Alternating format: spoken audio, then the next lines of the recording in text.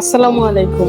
আজকে একটা নতুন রেসিপি নিয়ে আপনাদের মাঝে হাজির হয়েছি। আর এই রেসিপিটি খুবই ইউনিক। আর এটা খুবই সিম্পল এবং মুখরোচক রেসিপি।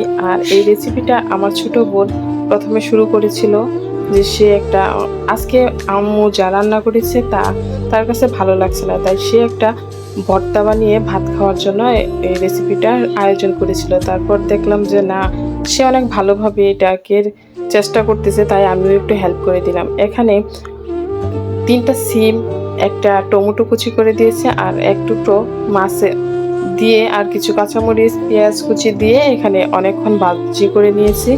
আর ভাজি করার পরে সেটা সুন্দর করে কষলিয়ে ভর্তা একদম ফিনিশ করে নিব। তাহলে আমাদের আজকের মতো এই ভর্তাটা রেডি হয়ে যাবে। আর এটা যাদের মুখে রুচি নাই, স্বাদ নাই, যারা ভাত খাইতে পারে না, তারাও অনেক ভালো এবং সুন্দর মতো খাইতে পারবে। কারণ এটা আমি টেস্ট করেছি, এত বেশি মজার ছিল, এত মুখরোচক বলে বোঝানোর মতো না। এক থাল ভাত এমনিতেই খেয়ে ফেলা যাবে, এত সুস্বাদু ভর্তা।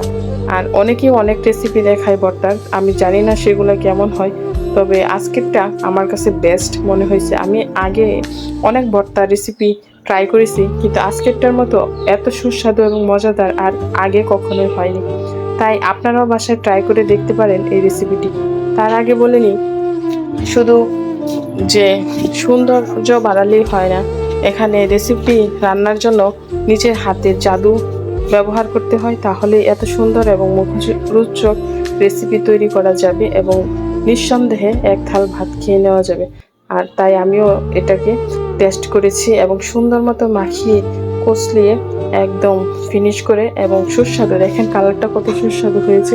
আমি একবার খেয়ে দেখিয়ে দিচ্ছি, আর আপনারাও বাড়িতে ট্রাই করবেন অবশ্যই। যাদের মুখে রুচি নাই তারা তো অবশ্যই এটা ট্রাই করবেন, কারণ এটা একদম 100% সাকসেসফুল একটা রেসিপি। ধন্যবাদ সবাইকে আমার সাথে থাকার জন্য, এতক্ষণ আমার বক বক শোনার জন্য। আর এই রেসিপিটা ট্রাই করে আপনারা অবশ্যই জানাবেন কেমন হয়েছে।